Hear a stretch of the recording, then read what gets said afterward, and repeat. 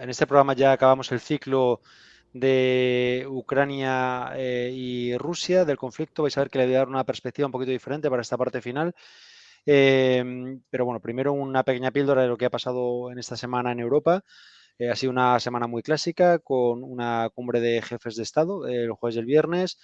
Los dos puntos más importantes es el monotemático, es el de la guerra de Ucrania y se ha aceptado enviar más munición, más gasolina al incendio, muy sensato todo. Y luego se ha tratado el tema del colapso bancario, que como ya conté la semana pasada, estamos enquistados en la unión bancaria que nunca hemos llegado a afrontar y no parece que estemos en las condiciones de llevarla a cabo, lo cual en un contexto en el que el Deutsche Bank también está sufriendo las consecuencias de la crisis financiera, pues es un poco preocupante. Luego el otro elemento es la visita de Xi a Moscú, la propuesta del plan de paz y la recepción fría que ha tenido en Europa. Pero la deriva interesante de la invitación del presidente Sánchez a China para debatir el conflicto, la resolución pacífica del conflicto, a consecuencia de que ahora empieza la presidencia de España en el Consejo Europeo en este segundo semestre. Y bueno, eso ha sido un poco la semana europea, que ha sido una semana bueno, bastante rutinaria dentro de que ya no hay cierta rutina en este periodo histórico que estamos viviendo. Y bueno, hoy concluye el ciclo de Ucrania y Rusia. En el primer programa hablamos un poco de esos vínculos históricos entre ambas naciones. La semana pasada hablamos del proceso de la caída de la URSS y el conflicto del Donbass como fecha quizás de inicio de este conflicto que estamos viendo hoy en día. Y hoy primero quiero clarificar ciertos puntos de elementos que han desencadenado el conflicto en el que vivimos y luego el enfoque que quiero dar a la lectura del conflicto. Entonces, antes de entrar en el conflicto mismo, explicar los elementos que ya los hemos descrito con anterioridad. Todo empezó con la perestroika y Gorbachev en los años 90, cuando Alemania se iba a reunificar. La URSS mm, tenía el este como satélite, el este de Alemania, y formó parte de esas conversaciones de reunificación en la que Gorbachev aceptó, siempre proponiendo la posibilidad de una arquitectura europea de seguridad integrada, lo que suponía una futura integración del continente europeo con Rusia y un posible eje Bruselas-Berlín-Moscú. De hecho, esto quedó reflejado en el acta de París de la OSCE, que se firmó en 1990, pero Gorbachev sí que es cierto que cometió un error histórico de no reflejarlo en un tratado internacional vinculante, sino en una palabra de caballeros, que esa vinculación sería estrecha y sobre todo que la OTAN no se extendería al este. Como sabemos, la URSS cayó entre el 91 y el 93 y empezó un periodo de 10 años que ya lo hemos descrito, de privatizaciones y crecimiento de las oligarquías. Y justo en el año 2003, eso que se le había prometido a Gorbachev que no pasaría, que era la extensión de la OTAN hacia el este, empezó a ocurrir. Y empezó a ocurrir azuzado por el Reino Unido. Cuando hablábamos en las primeras o segundas temporadas de la arquitectura europea y de el veto que Charles de Gaulle impuso a la anexión del Reino Unido a la Unión Europea, diciendo que era un caballo de Troya, que era muy peligroso tener al Reino Unido en el proceso europeo porque iba a funcionar como un caballo de Troya de los americanos, aquí se vio muy claramente. Esta propuesta de crear una arquitectura europea de seguridad entre Rusia y Europa no gustaba a Estados Unidos. Preferían una Europa dependiente militarmente de Estados Unidos que cercana a Rusia. Y utilizaron a su peón, lo que avisó Charles de Gaulle en la época, a su caballo de Troya, para provocar una ampliación tremendamente rápida y de muchos países, que fueron prácticamente todos los países del este, fueron 10 países en cuestión de 2 años, se unieron. Fue la extensión al este, que se ha probado como quizás un error institucional, pero tenía un sentido político histórico desde el punto de vista anglosajón. ¿Por qué esto fue importante? Porque la anexión de esos países también implicó que para entrar en la Unión Europea, como no tenemos un sistema de defensa, tenían que entrar en la OTAN y eso que se le había prometido a Gorbachev, pues no se cumplió. Y la OTAN se fue acercando cada vez más a las fronteras de Rusia. Explicamos esto también para no justificar la invasión de Rusia, que es injustificable, pero sí para dar elementos que que nos hagan comprender por qué se inició este conflicto. Rusia eso lo ha visto siempre como una provocación, pero Europa del Este siempre dice que ellos han sido invadidos en repetidas ocasiones por Rusia y que también necesitan un escudo de defensa que les protegiera de el imperialismo ruso. Ese es el argumento que hemos hecho también como propios en la Unión Europea, el miedo a que, de acuerdo, si Rusia entra en Ucrania, ¿qué será lo siguiente? ¿Será Polonia? ¿Será Hungría? Pero si hacemos un ejercicio de equidad, que a veces no lo hacemos en la prensa occidental, tenemos que escuchar qué es lo que dice Rusia. Y Rusia dice, no, no, si el miedo lo tenemos nosotros. Desde 1812 hemos sufrido 2 invasiones europeas que han llegado hasta Moscú. Primero Napoleón en 1812, llegaron a Moscú y en los años 40, en el año 42 aproximadamente, el ejército nazi también llegó hasta Moscú. Y de hecho, esa segunda invasión europea en 200 años causó a Rusia o a la Unión Soviética en esa época 27 millones de muertos. Es decir, que como ha sido la intención de este ciclo, hay elementos de una parte y de otra que se han obviado en las guerras, pues el gran perdedor es la verdad, decía Olga Rodríguez, una de las periodistas que entrevistamos, y es verdad que ha habido elementos que nos han privado de poder hacer un juicio más equilibrado de cuál es la situación. Pero bueno, todos sabemos cómo desencadenó la guerra y pensando en cómo enfocar la narrativa, eh, pues he decidido que en vez de explicar las distintas escaramuzas y avances geomilitares que han ocurrido, pues eh, me he intentado enfocar en el relato. El relato que tenemos desde Europa es que tenemos que defender a Ucrania porque esta es una guerra para defender la libertad y la democracia. Esa es la narrativa europea.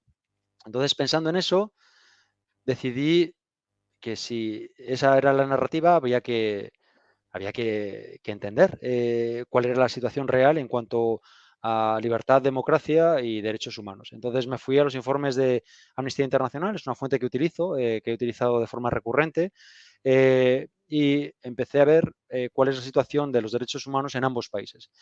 Voy a hacer una pequeñita descripción de ambos países para luego intentar sacar una conclusión conjunta. En Rusia, Amnistía Internacional dice que hay una corrupción generalizada, que hay problemas de la libertad de reunión, es una libertad limitada.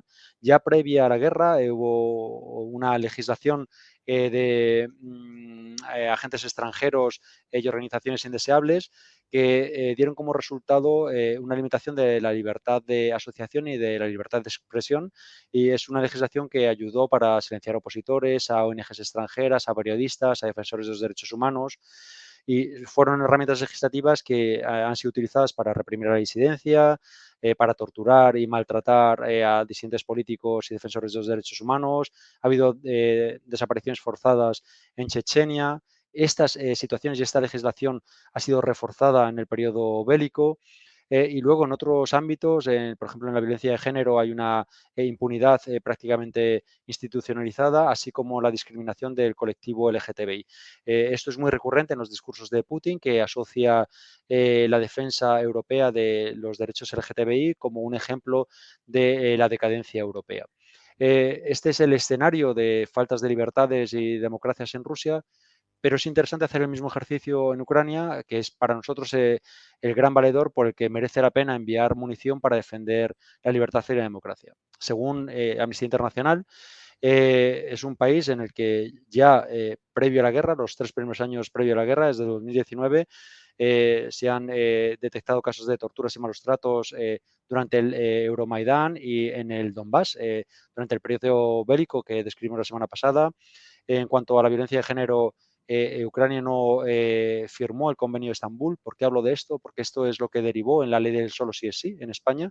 Es ese convenio de Estambul sobre violencia de género que nos obligaba a hacer una reforma legislativa que se aplicó en España y se ha aplicado en otros países europeos y del que no es firmante Ucrania. Nos da una idea de cuál es la situación de la defensa o de la lucha contra la violencia de género en Ucrania. En cuanto a los derechos LGTBI, los crímenes de odio quedan totalmente impunes en Ucrania, muy parecido a su vecino ruso. La libertad de reunión, si bien existe, está muy limitada para los colectivos LGTBI y los movimientos feministas, fundamentalmente.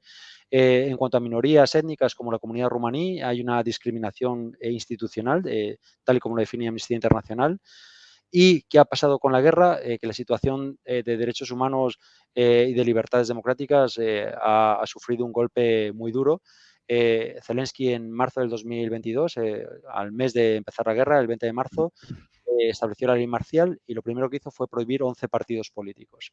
11 partidos políticos, en su gran mayoría de izquierdas, del arco parlamentario de la izquierda, alegando que tenían conexiones rusas. Esto venía de una tendencia del anterior líder, Poroshenko, que ya había prohibido el Partido Comunista y que ha continuado en diciembre del año pasado con la prohibición del Partido Socialista, el homólogo del Partido Socialista Español. Tenemos 13 partidos prohibidos en Ucrania, no hay de facto una oposición política. En diciembre también Zelensky sacó una ley de medios en la que los propios periodistas ucranianos han denunciado como un ataque a la libertad de prensa. Y por culminar, Zelensky en el 2021, no sé si os acordáis de los papeles de Pandora, que fue un caso de periodistas internacionales, una coalición de periodistas internacionales que sacaron casos de corrupción, pues Zelensky y su círculo más cercano sacaron información de 14 cuentas que tenía en paraísos fiscales y cómo la constitución en su, o sea, cómo la corrupción desde Zelensky en todo su círculo cercano estaba profundamente arraigada. Entonces, viendo estos elementos descritos en los informes de Amnistía Internacional y en la prensa, es interesante plantearse, y quería acabar así este ciclo, plantearse este relato que enlaza un poco con lo que escuchábamos de Sacco, la creación del relato, que al final no es más que eso. Hemos construido un relato en base a que necesitamos apoyar a Ucrania en pos de la libertad y la democracia y haciendo una descripción de estos de estos hechos que denuncia Amnistía Internacional, quizás podemos francamente decir con certeza que es más una lucha geopolítica y energética que la narrativa que intentan vendernos de una lucha por la libertad y por la democracia. Esto sí que ha sido una apreciación personal, pero con esto quería acabar este ciclo de la guerra con Ucrania y Rusia. Bueno, pues es Oye, un Lobo, muy buen broche de oro y yo Aitona quiere decir algo. sí, una pregunta, a ver si puede, no tiene nada que ver con el tema, y es en serio, ¿eh? A ver si puedes decir brevemente cómo se vive en Bruselas la situación de Francia. ¿Y se da algún tipo de indicación al gobierno? ¿Se sugiere algo? Francia es clave en Europa. Siempre hablamos mucho de Alemania, pero el proyecto europeo solo se entiende desde el tándem Francia-Alemania. Hay una situación de franca preocupación. Y eso se ve cuando se han vivido problemas en el sur, por ejemplo, ahora hay elecciones anticipadas en Grecia o la situación incluso de Italia, incluso si es un país fundador Italia, la Comisión es mucho más beligerante en sus declaraciones en la prensa. Aquí se ve claramente que hay mucha contención y mucha contención porque esto sí que se vive con miedo. Si cae Francia, esto cae. Y si cae Alemania, esto cae. Entonces se vive con mucho miedo y con muchísima precaución y con...